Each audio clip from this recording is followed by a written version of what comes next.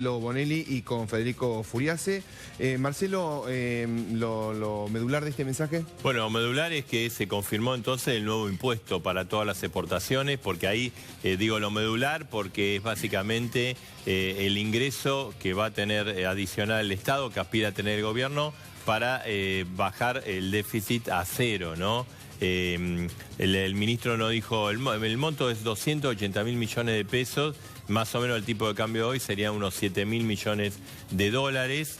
Sí aclaró también lo que nosotros anticipamos, en el sentido de que conjuntamente con este nuevo impuesto en el campo, las retenciones de soja bajan abruptamente del 25,5 que están ahora a 18, y después se aplica el impuesto, ¿no? Es una jugada del gobierno básicamente para cerrar las cuentas, para que digamos, no se gaste más de lo que ingresa, a decir de Mauricio Macri, y una apuesta, digamos, a la mayor ortodoxia de tener el déficit cero. Este es el mecanismo central, ¿no? Dos números. El dólar en casa de cambio 38,50, dólar Banco Nación 37,40. Ya tendremos una pregunta para Federico, pero antes, Marcelo. Sí. A ver, las retenciones a la soja estaban en 25,5, bajan a 18. Y se aplica ahora un impuesto de más o menos el 10%. El impuesto no es un porcentaje, es 4 pesos por dólar para estas exportaciones tradicionales de Argentina, que es el grueso que se exporta, 3 pesos para otro tipo de exportaciones. Pero bueno, va a haber un tope. ¿Por qué se dice el 10%? Porque con un dólar de 40, 4 pesos sería el 10%. Eso. Y con un dólar de 40, 3 pesos estaría ahí entre el 6 y el 7%. Las exportaciones tradicionales de Argentina, el impuesto es mayor. Para las exportaciones de economía regional e industriales sería un impuesto un poco menor. Esto igualmente va a generar obviamente ruido y reclamo de las entidades, de los gobernadores, porque afecta. El gobierno dice que no quería ponerlo, que es algo excepcional, que apunta a cerrar las cuentas en un momento no se utiliza la palabra crisis en el gobierno, pero bueno, en un momento de crisis grave de la economía argentina, ¿no? Ya vamos a tener preguntas de Silvia. Federico Furiase, Duhovne ratificó esta cuestión. ¿Argentina va a dejar o quiere dejar de gastar más de lo que le ingresa?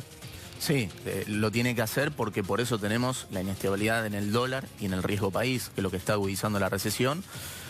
El camino que le quedaba era acelerar el ajuste fiscal, pero de una forma que sea políticamente viable, que tenga un acuerdo político por detrás para generar la actividad del mercado, y la herramienta que le quedaba al gobierno, con la mitad del gasto público que indexa el pasado, lo que son jubilaciones, ahí no lo podés tocar.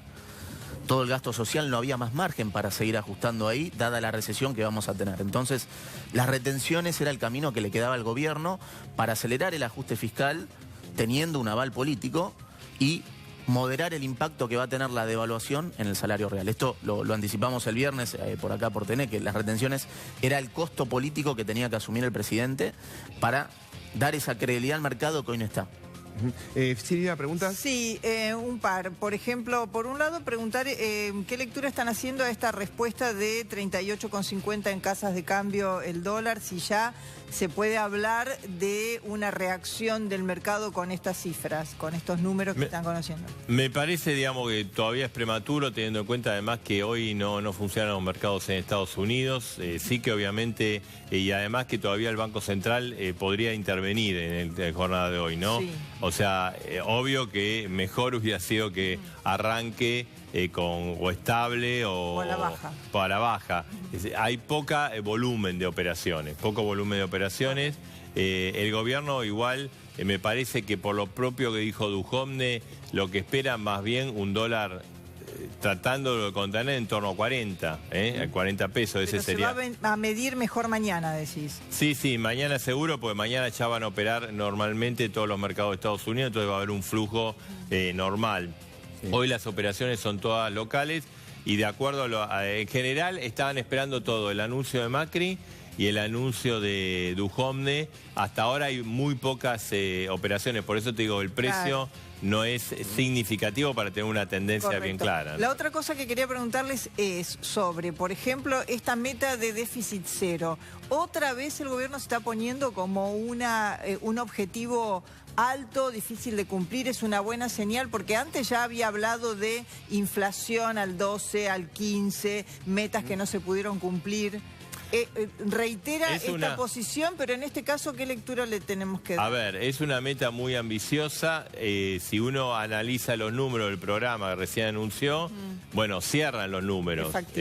Después hay que ver la realidad, cómo opera, porque además de este impuesto adicional, que es el grueso de la rebaja, viste, de que estaba el 1.3 el déficit, ahora baja a 0. El grueso es esta.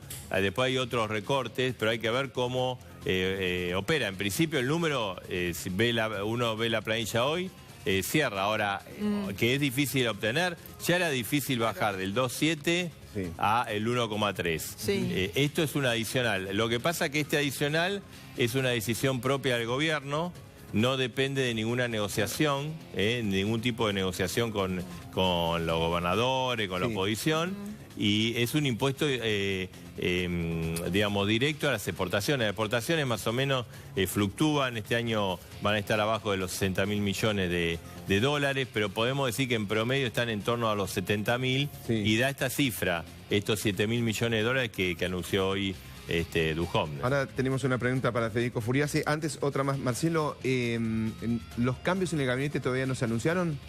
No, pero digamos, de un momento a otro va a haber un comunicado oficial. Hay alguna expectativa para algunos cargos. Más o menos está todo cerrado.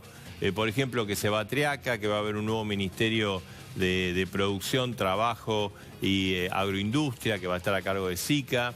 Hay algunos lugares que todavía, hasta última hora de ayer, se estaba negociando con el radicalismo. Uno es la Cancillería, porque ayer al mediodía Pratgay estaba prácticamente dentro del gobierno. Después, con el correr de las horas, como se desactivó. Después se habló de Sanz, que estaba en Olivos. Después se habló incluso de alguna convocatoria a Lustó, que también se lo hablaba para educación. O sea, hay 2 o 3 cargos que no están cerrados. Los grandes cargos, salvo Cancillería, que es un ministerio importante, y más allá de los, digamos, de qué lugar va a ocupar, si Ernesto Sanz está en el gobierno es una realidad, y si no está es otra realidad, ¿no? ¿Qué opina el campo, Silvia?